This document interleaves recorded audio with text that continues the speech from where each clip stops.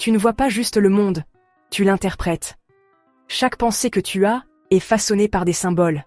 Mais t'es-tu déjà demandé, est-ce que tu penses, ou est-ce que ce sont les symboles qui pensent à ta place? Et si la réalité est construite à partir de symboles, peut-on vraiment savoir ce qui est réel? Ce soir, on plonge dans l'une des idées les plus hallucinantes de la philosophie, le pouvoir caché du symbolisme. Prépare-toi à voir le monde différemment. Allez, parlons de quelque chose qui contrôle secrètement toute ta vie, les symboles. Non, pas juste les emojis, même si, soyons honnêtes, ils font une grande partie du boulot dans la communication moderne, mais plutôt le genre de symboles plus profonds et hallucinants qui façonnent la réalité elle-même. Depuis la nuit des temps, les philosophes sont obsédés par la façon dont les symboles ne font pas que représenter les choses. Ils définissent la façon dont on expérimente le monde. L'allégorie de la caverne de Platon, un cas classique de symbolisme. Les ombres sur le mur ne sont pas juste un étrange théâtre de marionnettes, elles symbolisent les illusions que l'on prend pour la réalité. Les philosophes ont reconnu depuis longtemps que certaines vérités sont trop grandes, trop abstraites, ou tout simplement trop bizarres pour être expliquées directement. Alors on utilise des symboles pour les comprendre. L'évasion du prisonnier dans l'allégorie de la caverne? C'est le voyage douloureux, mais nécessaire vers l'illumination. Les gens encore enchaînés? C'est en gros tous ceux qui croient que la réalité est exactement ce qu'ils voient devant eux. Avance rapide jusqu'à Kant, qui a dit en gros « ton cerveau ne fait pas que voir le monde, il le filtre à travers des catégories préprogrammées comme une sorte de filtre Snapchat existentiel. » Tu ne perçois pas la réalité brute, tu l'aperçois à travers des structures que ton esprit impose. Des concepts comme l'espace, le temps et la causalité ne sont pas juste là, dehors. C'est la façon dont ton cerveau organise tout. Plus tard, Ernst Cassirer est allé encore plus loin et a soutenu que nous ne sommes pas juste Homo sapiens, nous sommes Homo symbolicus. Les humains ne se contentent pas d'utiliser des symboles, ils vivent dedans. Notre réalité entière est construite à travers le langage, l'art, les mythes, la science. Tous des systèmes de symboles qui façonnent notre compréhension du monde. Et nulle part cela n'est plus clair que dans le langage, l'un des systèmes symboliques ultimes. Ludwig Wittgenstein pensait initialement que le langage correspondait à la réalité comme une grille logique.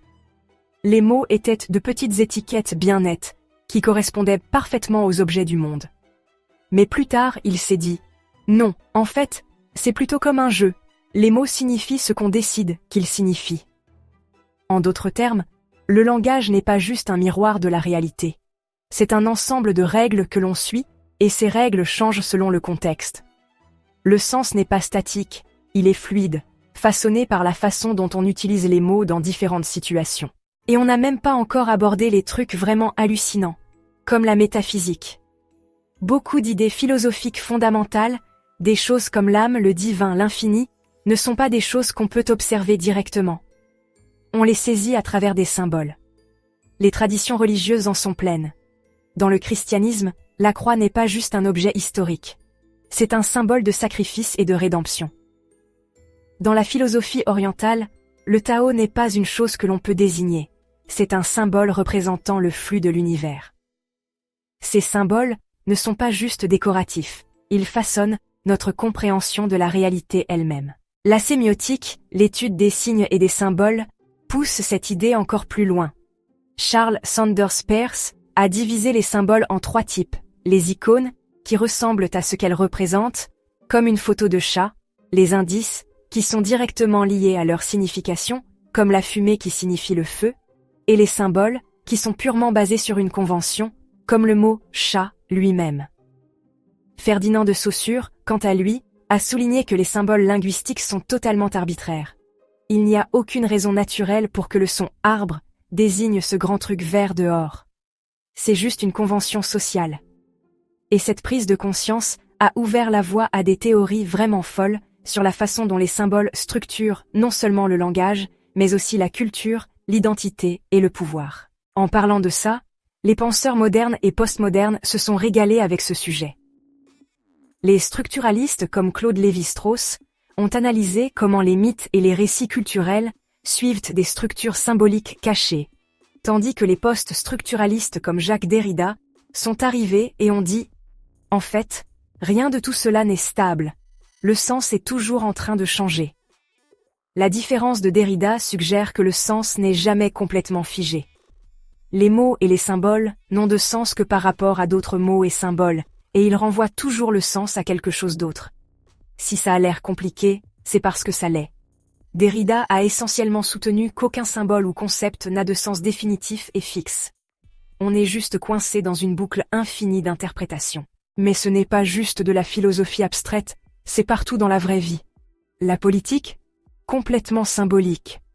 La justice est représentée par une femme aux yeux bandés avec une balance. L'identité nationale est liée aux drapeaux, aux hymnes et aux constitutions. Autant de choses qui n'ont aucun pouvoir en elles-mêmes, mais auxquelles on accorde du pouvoir par convention. Même l'éthique est pleine d'expériences de pensée symboliques, comme le fameux problème du tramway, qui ne concerne pas du tout les tramways, mais des idées plus larges sur la moralité, le sacrifice et la responsabilité. La littérature et l'art, également imprégnés de symbolisme. Les frères Karamazov de Dostoïevski se débattent avec la foi, le doute et la moralité à travers des symboles religieux. Les artistes surréalistes utilisent des images oniriques pour explorer l'inconscient. Partout où tu regardes, les symboles ne font pas que représenter des idées, ils façonnent activement notre façon de penser le monde. Alors, qu'est-ce que tout cela signifie ? Ça signifie que les symboles ne sont pas juste des accessoires à la pensée, ils sont la pensée. Qu'on parle des ombres de Platon, des catégories de Kant, des jeux de langage de Wittgenstein ou des significations changeantes de Derrida, une chose est claire. On ne voit pas la réalité telle qu'elle est. On la voit à travers des couches et des couches de symboles. Et si c'est vrai, peut-on vraiment savoir ce qui est réel ? Je vous laisse en discuter dans les commentaires. Est-ce que les symboles révèlent la réalité ou est-ce qu'ils nous maintiennent prisonniers d'illusions ? Discutons-en ci-dessous. N'oubliez pas de vous abonner si ce n'est pas déjà fait. Prenez soin de vous, prenez soin de vos proches et on se retrouve bientôt dans une autre vidéo.